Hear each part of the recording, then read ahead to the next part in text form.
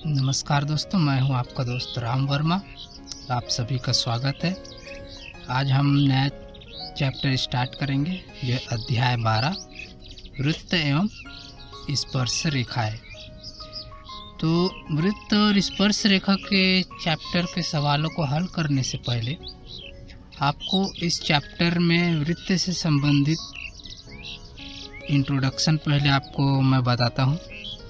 और इसमें वृत्त की जितनी भी विशेषताएं हैं वो सभी आपको पता होना चाहिए। अगर आपको वो पता नहीं है तो इसके सवाल आप हल नहीं कर पाओगे। आपको पहले से पता होना चाहिए। इसमें से कुछ विशेषताएं आपको पिछले क्लासों से भी पता है, और अगर नहीं पता है तो यहाँ पे मैं आपको 15-16 ऐसी कुछ विशेषताएं हैं जो वृत्त से संबंधित है, वो सभी आपको बताऊँगा। तो ये जो वीडियो बन रहा है वो बहुत इंपॉर्टेंट हो जाता है दोस्तों। अगर ये आपको पता नहीं होगा, विशेषताएं अगर पता नहीं होगा, तो आप इसके सवाल हल ही नहीं कर सकते। आपको बहुत दिक्कत होगी अगर ये आपको पता नहीं है इसकी विशेषताएं। तो इसमें की विशेषताएं चलिए देखते एक एक करके। वृत्त की विशेषताएं, ये अध्याय 12 हमारा चालू हो चुका है। बहुत ही इंपॉर्टेंट चैप्टर, बहुत ही मज़ेदार है। आपको मज़ा आएगा जब ये सीख जाएंगे आप। तो पहली विशेषता जो है, वृत्त की अनेक त्रिज्याएं, व्यास तथा जीवाएं होती हैं। तो इसको मैं एक एक चीज को अच्छे से समझाऊंगा। अब त्रिज्या क्या है? ये वृत्त का केंद्र है, ठीक है। यहाँ से परिधि को जो टच होती है, वृत्त का केंद्र और परिधि को जोड़ने वाली रेखा क्या है? ये होती है त्रिज्या, ठीक है। ये त्रिज्या है, और इसी त्रिज्या को हम यहाँ तक बढ़ा दें तो ये व्यास बन जाती है। मतलब इस परिधि से उस परिधि तक केंद्र से होते हुए ये व्यास हो जाएगा, ठीक है। अब मैं ये त्रिज्या है, ये त्रिज्या यहाँ से भी खींच सकता हूँ, यही त्रिज्या यहाँ से भी खींच सकता हूँ, यहाँ से भी खींच सकता हूँ, यहाँ से भी खींच सकता हूँ, यहाँ से मतलब अनेक त्रिज्याएं, एक वृत्त में अनेक त्रिज्याएं होती है, ठीक है। अब उसी बात को समझिए ये दूसरे में कि ये व्यास है, ठीक है। केंद्र से होकर जो भी जाता है परिधि तक वो व्यास होता है। तो यहाँ से एक व्यास, यहाँ से एक व्यास, यहाँ से व्यास, यहाँ से भी व्यास। तो आप कितने भी अनगिनत व्यास एक वृत्त में खींची जा सकती है, ठीक है। तो आपके रिक्त स्थान या सत्य असत्य इस टाइप के छोटे छोटे क्वेश्चन एक नंबर में उसमें आता है कि वृत्त की त्रिज्याएं खाली स्थान होती है या वृत्त की त्रिज्याएं एक होती है, सत्य असत्य में आ सकता है। तो उसके लिए बहुत इंपॉर्टेंट है, आप याद रखना। वृत्त की त्रिज्याएं भी अनेक होती है, व्यास भी अनेक होती है, ठीक है। त्रिज्या और व्यास में एक रिलेशन है। जो व्यास जो है, व्यास बराबर 2 गुना त्रिज्या होती है, ठीक है। त्रिज्या देखिए, त्रिज्या आपका यहाँ तक है, ठीक है, और इसी का फिर इधर बढ़ाए, मतलब व्यास जो है उससे डबल है ना। तो त्रिज्या की लंबाई जितनी भी होगी उससे 2 गुना व्यास होगा। तो प्रश्न में अगर कभी कभी त्रिज्या दिया है, व्यास अगर निकालने की आ जाए तो आप ये याद रखना कि व्यास उसका 2 गुना होता है। अब जीवाएं किसको बोलते हैं? हमने देखा कि यहाँ केंद्र से परिधि तक जो जाता है वो त्रिज्या है, और इसको पूरा परिधि तक जाएगा केंद्र से होते हुए तो वो व्यास होता है। लेकिन केंद्र को छोड़कर बाकी कहीं से भी जाएगी परिधि को, ये है परिधि वृत्त की। तो ऐसी रेखा जो परिधि पर किसी 2 बिंदु को जोड़ती हो, केंद्र से न जाती हो, ठीक है, तो ये होगी जीवा, ठीक है। तो ये भी एक जीवा है ना। तो यहाँ से मैं जीवा खींच सकता हूँ, यहाँ से खींच सकता हूँ, यहाँ से खींच सकता हूँ, यहाँ से खींच सकता हूँ, यहाँ से खींच सकता हूँ, कहीं से भी जीवाएं खींच सकता हूँ। तो जीवाएं भी एक वृत्त के अंदर अनेक होती है। पूरे जगह में आप जितना खींचना चाहे उतना जीवा इसे खींच सकते हैं। हाँ, एक बात है, वृत्त का जो व्यास होता है वो भी एक जीवा है, लेकिन वृत्त का व्यास जो है सबसे बड़ी जीवा होती है। ये भी इसकी क्या है, विशेषता है। वृत्त की जो सबसे बड़ी जीवा है उसी को व्यास कहते हैं। ठीक है, और जो व्यास है वृत्त को दो समान भागों में बांटती है, इधर का आधा इधर का आधा। ठीक है, देखेंगे आगे। और तो एक बात अब याद रखना, वृत्त की सबसे बड़ी जीवा व्यास होती है। ये रिक्त स्थान में आता है या सत्यासित में आता है। ठीक है, अब इसके बाद आगे देखते हैं विशेषताएं नंबर 2। देखिए, एक ही वृत्त, अगर ये वृत्त है, एक ही वृत्त की सभी त्रिज्याएं तथा व्यास समान होती है। अब ये वृत्त है, तो वृत्त के अंदर इसकी जितनी भी लंबाई होगी, जैसे ये 2 सेंटीमीटर होगा तो इसके सभी त्रिज्या 2-2 सेंटीमीटर के ही होंगे। एक ही वृत्त की जितनी भी त्रिज्या होगी सब समान होगा।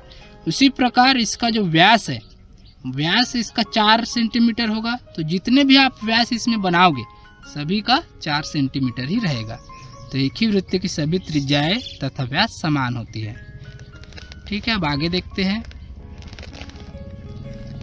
तो आगे ये है कि वृत्त के केंद्र से जीवा पर डाला गया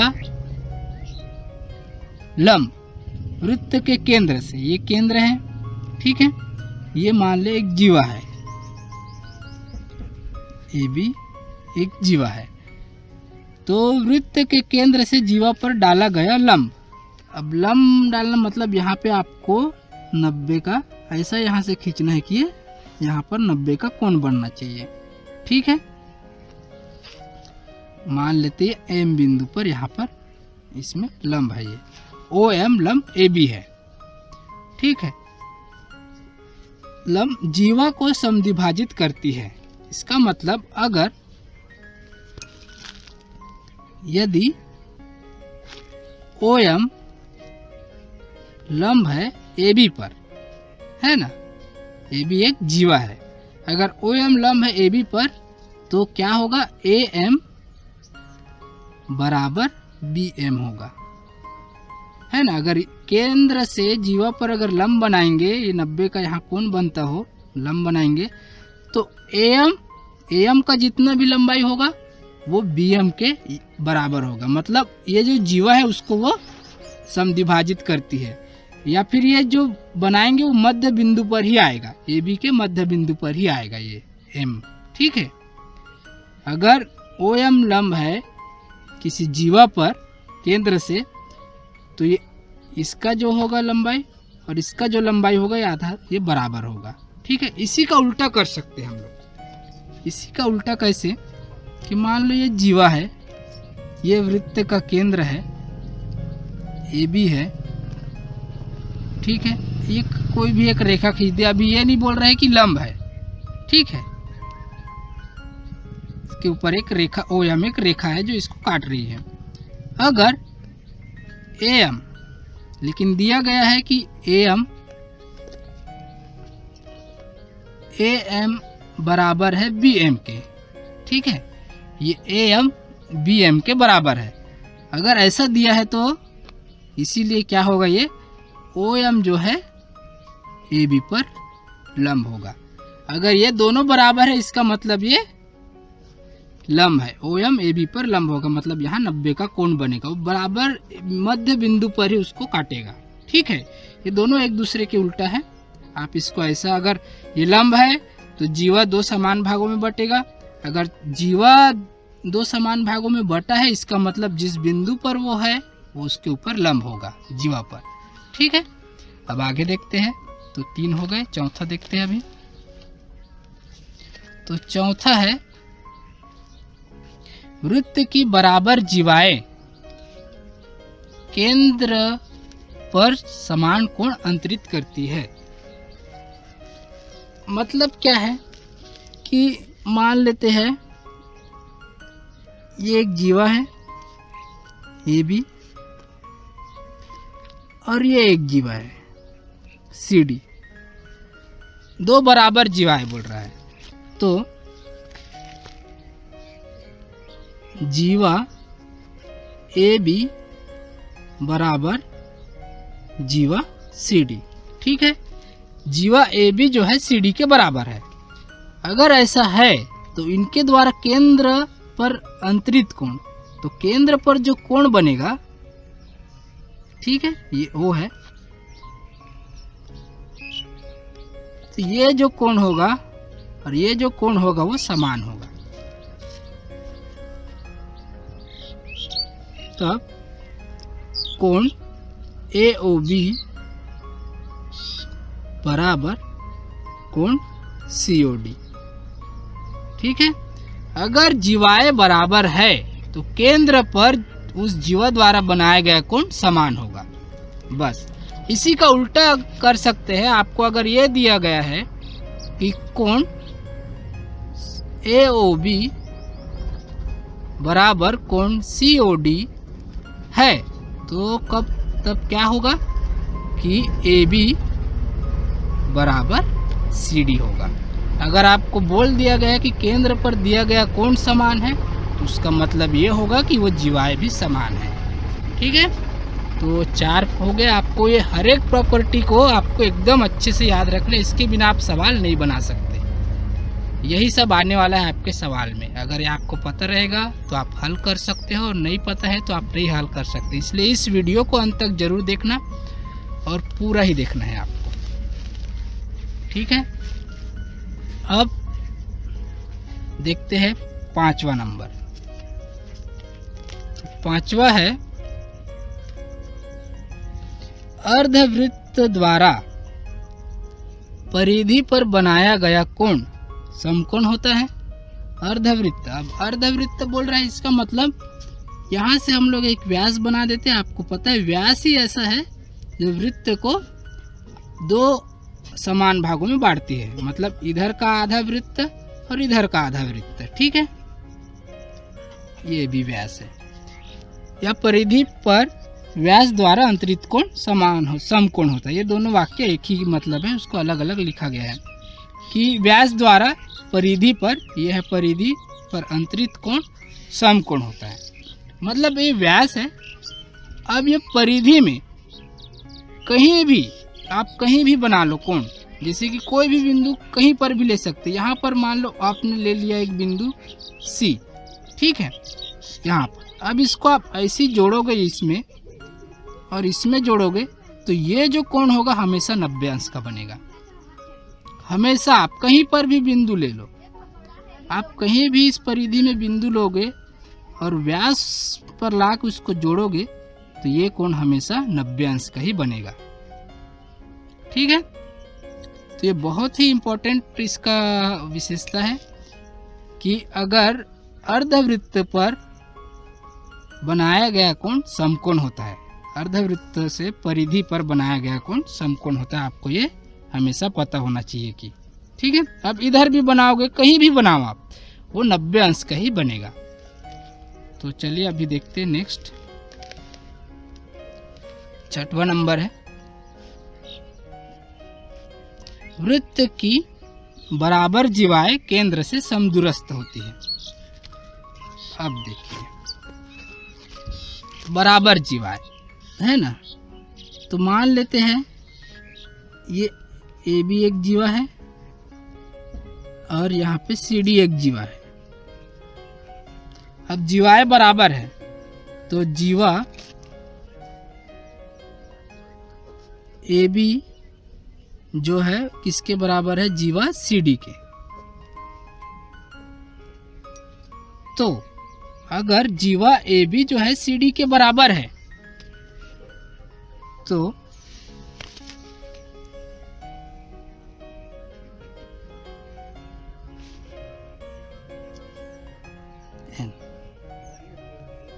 ये जो है ओ एम बराबर ओ एन होगा। तो ओ एम बराबर ओ एन होगा। ठीक है, केंद्र से उनकी दूरी समान होगी। अगर जीवाएं समान है तो कोई भी वृत्त में 2 जीवाएं अगर समान है तो केंद्र से उनकी दूरी समान होगी। ठीक है, इसी का उल्टा कर सकते हैं हम लोग। अगर ओ एम बराबर ओ एन है तो ये जीवाएं भी बराबर होगी। तो ए बी बराबर सी डी होगा। आपको हर एक चीज का अनुलोम विलोम पता होना चाहिए, सीधा और उल्टा। कोई भी विशेषता का सीधा और उल्टा दोनों होता है। अगर ये बराबर है इसका मतलब ये जीवाएं बराबर होगी। केंद्र से अगर उनकी दूरी बराबर है तो जीवाएं समान होगी, अगर जीवाएं समान है तो केंद्र से उनकी दूरी समान होगी। ठीक है, अभी देखते 7वां। एक ही चाप द्वारा केंद्र पर बनाया गया कोण उसी चाप द्वारा परिधि पर बनाए गए कोण का 2 गुना होता है। चाप मतलब समझ ले, ये ए बी है, जीवा ही होता है। चाप मतलब ये चाप इतना, ये 2 चाप होते हैं वृत्त में, ये यहाँ पे ऐसी कर देते, ए बी है, एक जीवा है, तो ये वृत्त को 2 भागों में बांट रही है। तो ये हो गया लघु वृत्तखंड या चाप, ये हो गया दीर्घ चाप, ये लघु चाप। चाप को वृत्तखंड भी बोलते हैं यहाँ से, और ये हो गया लघु वृत्तखंड और ये दीर्घ वृत्तखंड। तो क्या कह रहा है, एक ही चाप द्वारा, अब ये चाप है ए बी, तो एक ही चाप द्वारा केंद्र पर बनाया गया कोण, ये इसका केंद्र है, तो केंद्र पर कोण बना देते हैं। ठीक है, एक कोण केंद्र पर बन गया है यहाँ पे, तथा उसी चाप द्वारा परिधि पर बनाए गए कोण का 2 गुना होता है। तो परिधि पर आप कहीं भी बनाओगे, यही चाप से यहाँ ऐसी कहीं भी आप बनाओगे कोण, मान लेते हैं यहाँ पे एम बिंदु दे देते हैं, तो उसका वो 2 गुना होता है। तो कोण, ये जो कोण है ए ओ बी बराबर क्या होगा, ये 2 गुना ए एम बी होगा। तो कोण ए ओ बी ये किसके बराबर होगा, ये कोण का जितना भी माप होगा उसके 2 गुना होगा। मान लो अगर ये 60 है ना, अगर ये 60 है तो कोण ए ओ बी बराबर 2 गुना कितना, ए एम बी 60 है, तो कोण ए ओ बी बराबर कितना होगा, 120 होगा। अगर ये 60 है तो ये केंद्र वाला कोण 120 ही होगा। अगर ये 120 है तो वो कितना होगा, इसका आधा होगा। समझ गए, ये 2 गुना है, मतलब इसी का उल्टा, इस वाक्य को हम उल्टा कैसे बोल सकते हैं कि परिधि पर बनाया गया कोण केंद्र पर बनाए गए कोण का आधा होता है। ठीक है ना, मतलब 120 है तो ये 60 होगा, ये 60 है तो ये 120 होगा। ठीक है, चलिए नेक्स्ट क्वेश्चन देखते हैं, मतलब इसका नया अगला विशेषताएं देखते हैं। तो अगली विशेषता है, वृत्त के एक ही खंड में बनाए गए सभी कोण समान होते हैं। अब एक ही खंड मान लेते हैं, ये है एक जीवा है ए बी, अब ये इसको 2 खंड में बांट रहा है, इधर एक खंड एक, तो एक ही खंड में मतलब एक ही तरफ, इसके एक ही तरफ इधर जितने भी कोण बनाओगे और इधर जितने भी कोण बनाओगे, तो इधर जो बनाओगे वो सभी समान होगा। मान लेते हैं, इसी बना के दिखाता हूँ मैं, एक ही साइड में बनना चाहिए वो कोण। यहाँ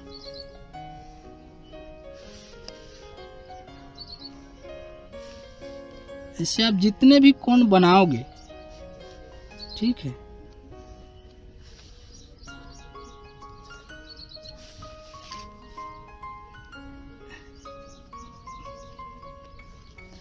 तो ये कोण ए एम बी,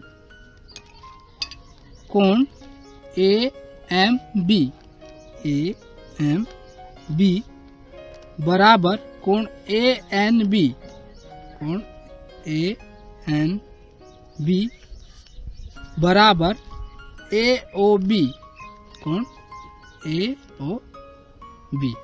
तो जितने भी कोण बनेंगे वो सब समान होंगे। तो आप कितने भी अनगिनत कोण बना लीजिए इधर, तो वो सभी समान होंगे। एक ही खंड में, एक ही साइड, एक वृत्त के कोई भी एक चाप है यहाँ पे, तो उसके एक ही साइड जितने भी कोण बनेंगे वो सब बराबर रहेंगे। अब इसमें क्वेश्चन क्या आता है कि अगर इसका मान आपको 30 अंश दे दिया है तो बाकी कोणों का माप बताइए, तो बाकी कोणों का माप सोचने की जरूरत नहीं है, बाकी सब भी 30 अंश ही होंगे।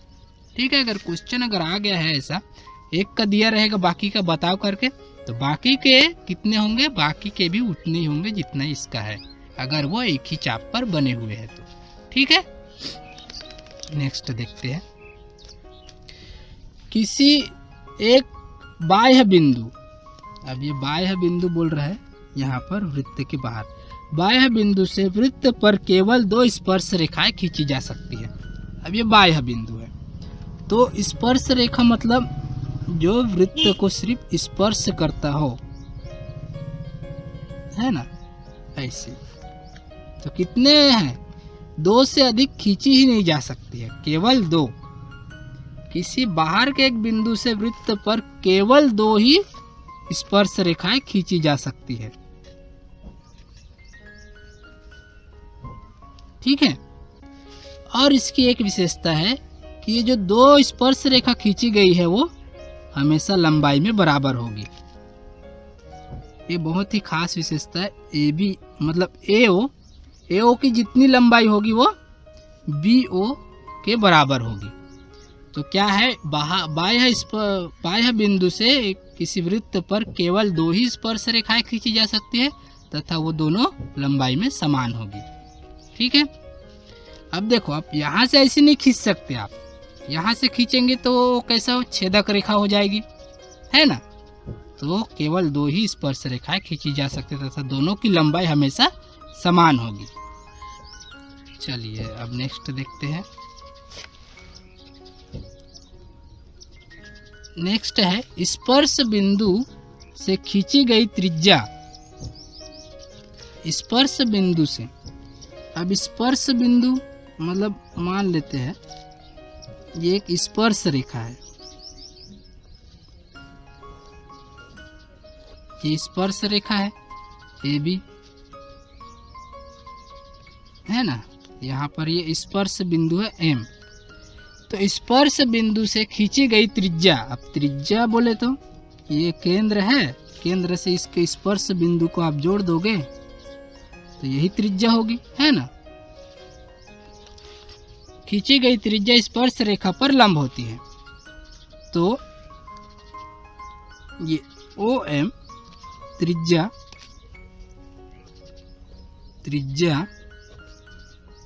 OM लंब होगा AB पर, ठीक है। तो मतलब स्पर्श बिंदु है, तो अब यहाँ से त्रिज्या बनाओगे तो यहाँ पर हमेशा 90 का कोण बनेगा, मतलब AB पर वो लंब होगा, ठीक है। चलिए आगे बढ़ते हैं। एक ही वृत्त के 2 जीवाएं प्रतिच्छेद करती है तो, अब देखिए 2 जीवाएं, अब जीवाएं जो है प्रतिच्छेद कर रही है तो वृत्त के अंदर भी कर सकती है ना। ऐसा देखिए 2 कंडीशन है, जीवाएं 2 कंडीशन में एक दूसरे को काट सकते हैं। वृत्त के अंदर, तो वृत्त के अंदर 2 जीवाएं कैसे काटेगी, देख लीजिए, ये ऐसा काट सकती है, ठीक है, ABCD, ये एक कंडीशन है। और दूसरा कंडीशन ये है कि वही जीवाएं ऐसे भी काट सकती है बाहर निकल के, तो ये छेदक रेखा हो जाएगा, है ना। इसको छेदक रेखा बोलते हैं, जीवाएं बाहर की तरफ काट सकती है। तो ये तो जीवा था AB और एक CD, और काट कौन से बिंदु पे रहे हैं, मान लेते यहाँ P पे काट रहे हैं, है ना। तो इसमें क्या होता है, इसमें कौन सी प्रॉपर्टी बनेगी देख लीजिए। अगर ये AB जीवा CD को काट रही है P बिंदु पर, ठीक है, तो AP गुना PB, AP गुना PB किसके बराबर रहेगा, CP गुना DP, ठीक है, ये इसके बराबर रहेगा। AP गुना BP बराबर CP गुना DP, ये बराबर रहेगा। आप अगर याद नहीं हो रहा है तो मैं इसको याद करने का एकदम आसान तरीका बताता हूँ। ये लाइन है, ठीक है, ये सीधी लाइन है, आपको A और B तो लेना ही है और दोनों को P से गुना करना है। ये P 4 बार आएगा इसमें, जो जिस बिंदु पर ये प्रतिच्छेद कर रहे हैं वो सभी में आएगा ही। बाकी आपका बच गया है ABCD, देखिए ABCD, ठीक है। और सबके साथ पी को आपको लिखना है, मतलब जिस बिंदु पर वो काट रहा है उसको सभी के साथ लिखना है। बाकी आपका ABCD है, तो AB बराबर CD समझ जाओ, बीच में गुना लगा है और P सभी जगह आएगा। ठीक है। और इसमें सेकंड कंडीशन में क्या होगा, सेकंड कंडीशन में भी वही होगा जो इसमें हुआ है, AP गुना BP बराबर CP गुना DP। ये सेम ही रहेगा, लेकिन इसका जो मान है और इसका जो मान आएगा वो अलग अलग आएगा। वो अलग अलग इसलिए आएगा क्योंकि देखिए यहाँ पे AP जो है, AP क्या है, ये अंदर प्रतिच्छेद होने के कारण छोटा है और यहाँ पे AP का जो लंबाई है वो बड़ा है। तो जब अंदर करेगा तब इसका मान छोटा आता है और इसका बाहर में जब प्रतिच्छेद होता है तो बड़ा होता है। जैसे यहाँ CP छोटा है, यहाँ CP देखिए CP की लंबाई, तो ये वही रहेगा इसका जो है सूत्र, लेकिन मान इसमें ज़्यादा आता है, इसमें कम आता है, बस इतना सा फर्क है। चलिए अगला वाला देखते हैं। तो हमारा अगला विशेषता है 12, किसी चक्रीय चतुर्भुज के सम्मुख कोणों का योग 180 अंश होता है। तो चक्रीय चतुर्भुज के किसको कहते हैं पहले ये समझ लीजिए। अगर ये जीवा है, 4 जीवाओं को जोड़कर बनाया गया चतुर्भुज, ये 4 जीवा है, इसको जीवा ही बोलते हैं ना, चारों जीवा को अगर जोड़ दे तो ये चक्रीय चतुर्भुज बन जाता है ABCD। मतलब ये हर भुजा इसके परिधि को टच होना चाहिए तभी वो चक्रीय चतुर्भुज होगा। ऐसा नहीं कि ये बीच में ही है, ये इसको टच होना ही चाहिए। तो क्या होगा, ये इसके सम्मुख कोण है, मान लेते हैं 1 और ये 2, तो कोण 1 प्लस कोण 2 बराबर ये 180 होगा। ठीक है। और वैसे मान लेते हैं ये है कोण 3 और ये 4, तो कोण 3 प्लस कोण 4 बराबर 180। तो चक्रीय चतुर्भुज में सम्मुख कोण का योग 180 होता है। ठीक है। उसके बाद है 13वां नंबर का, देखते हैं क्या है। एक तथा 2 बिंदुओं से अनेक वृत्त बनाए जा सकते हैं।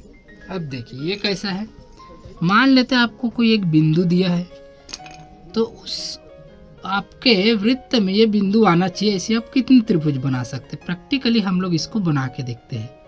ये बिंदु आ रहा है, ये हमारे वृत्त में आ गया। ठीक है, इसको देख लेते बना के। फिर इसी चीज को आप इसको यहां रखकर ऐसी बना सकते हैं। ठीक है, अब बना के देख लीजिए। अब इसी को आप बढ़ाकर या कम करके फिर बना सकते हैं, ऐसे है ना, ऐसी बना सकते हैं। मतलब ये चारों तरफ से आप इसमें बना सकते हैं इस बिंदु से। तो एक बिंदु से आप अनेक वृत्त बना सकते हैं। अगर मान लो यहाँ पर एक वृत्त है, ठीक है, ये एक वृत्त है और यहाँ पर 2 बिंदु है, 2 बिंदु से मिलाकर भी बनता है। तो आप इन 2 बिंदु को लेते हुए, ठीक है, यहाँ से आप कितने भी असंख्य वृत्त बना सकते हैं। इसको फिर छोटा कीजिए, फिर बनाते जाइए। आप घर में प्रैक्टिकली इसको बना के देख लीजिए। इससे 2 बिंदुओं से अनेक वृत्त बनाए जाते हैं। ठीक है, अब देखते हैं।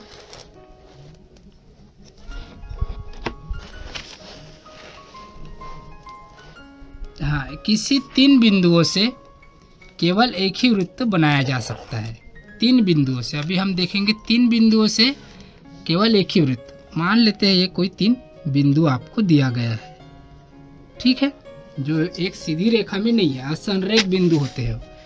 तो इससे कितने मतलब वृत्त बनाए जा सकते हैं, आप देख लीजिए। प्रैक्टिकली इसको बना के देखना जरूरी है। ABC आपको 3 बिंदु दिया है, तो इसका कहना है कि इससे केवल एक ही वृत्त बनाया जा सकता है। आप कैसे बना सकते हैं? तो इसको पहले इसका केंद्र निकालेंगे। तो केंद्र निकालने के लिए आप इसका लंबसम द्विभाजक खींच लीजिए पहले।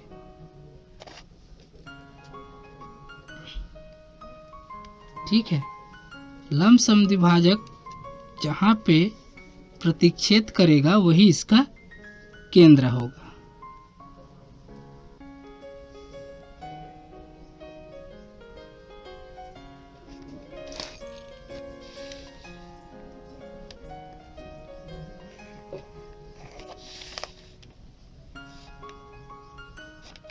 तो मतलब दिए गए 3 बिंदु से अगर आपको वृत्त बनाना है तो उसका पहले लंबसम द्विभाजक निकालेंगे, फिर इसको यहाँ तक मिलाएंगे यहाँ से।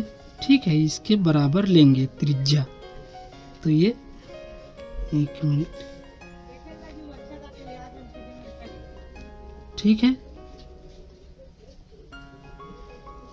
तो ये तीनों बिंदु को जोड़ते हुए केवल एक ही वृत्त बनाया जा सकता है। कंस्ट्रक्शन ठीक से नहीं हुआ है, इसको मैं ऐसे भी बता सकता हूँ कि अगर ये वृत्त है, अब वृत्त में कहीं भी 3 बिंदु है, ठीक है, 1 2 और ये 3, तो इसी को जब भी आप इधर वृत्त बनाएंगे केवल 2 ही बिंदु आएगा, तीसरा वाला हमेशा छूट जाएगा। इसको लेके जब आप बनाओगे तो वाला बिंदु छूट जाएगा। ठीक है, इन दोनों को लेके ऐसी बनाओगे तो ये वाला छूट जाएगा। तो 3 बिंदु से सिर्फ एक ही वृत्त बनाया जा सकता है, दूसरा वृत्त नहीं बनाया जा सकता है। ये आप ध्यान में रखिए। 1 और 2 बिंदु से अनेक वृत्त बनते हैं, लेकिन 3 बिंदुओं से सिर्फ एक ही वृत्त बनेगा। अब चलिए देखते हैं, ये लास्ट है। तो यदि वृत्त की छेदक रेखा तथा स्पर्श रेखा एक दूसरे को प्रतिच्छेद करता है तो ठीक है। अब ये छेदक रेखा और स्पर्श रेखा बोल रहा है ना। पहले वृत्त देख लेते बना के। ठीक है, तो मान लीजिए ये छेदक रेखा है और एक स्पर्श रेखा है। ये जीवा AB यहाँ पे P बिंदु पे काट रहा है, ये C है। तो इसमें क्या है, अगर ऐसा है कि छेदक रेखा तथा स्पर्श रेखा एक दूसरे को प्रतिच्छेद कर रहे, तब हमेशा PC का जो स्क्वायर होगा, ठीक है, इसका स्क्वायर जो होगा किसके बराबर होगा, AP गुना BP। ठीक है, इसका और इसका गुना होगा, ये P हमेशा 2 बार आएगा। मतलब जो आपका जो प्रतिच्छेद कर रहा है वो आएगा ही 2 बार, AB आएगा, AP गुना BP होगा। ठीक है, तो यहाँ पर आपके वृत्त के सभी विशेषताएं यहाँ समाप्त हो रहे हैं। आपके 10वीं क्लास के लिए जितने भी लगेंगे वो यहाँ पे समाप्त हो गए। तो आपको ये सभी अच्छे से याद होना चाहिए। आप इस वीडियो को और दोबारा देखिए, और अच्छा लगा हो तो लाइक कीजिए, अपने सभी दोस्तों को इस चीज़ को शेयर कीजिए। और आप नए हैं इस चैनल पे तो चैनल को सब्सक्राइब कीजिए, क्योंकि अगले वीडियो में मैं पूरे प्रमेय आपके लिए बनाने वाला हूँ। ठीक है, धन्यवाद।